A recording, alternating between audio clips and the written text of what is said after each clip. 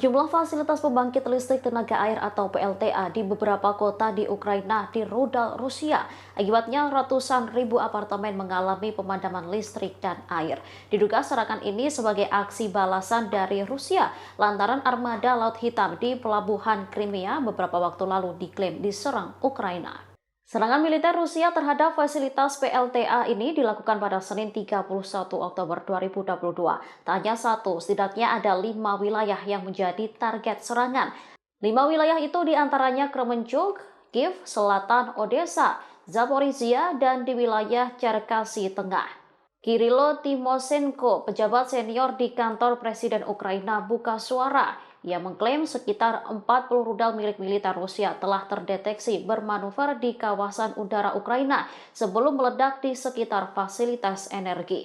Akibat serangan ini membuat semua wilayah Ukraina membunyikan alarm peringatan termasuk ibu kota Kiev.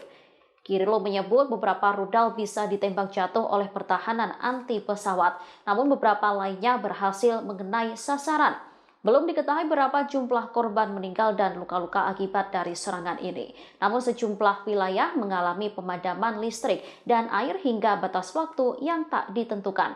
Dari informasi yang beredar, serangan ini dilakukan Moskow secara membabi buta sebagai aksi balas dendam. Pasalnya pada Sabtu 29 Oktober, 16 pesawat tak berawak menyerang armada Laut Hitam Rusia di pelabuhan Crimea.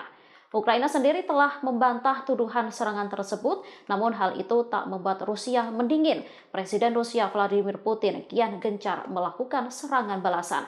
Salah satunya menarik diri dari kecepatan impor gandum dengan Ukraina dan memboikot jalur Laut Hitam.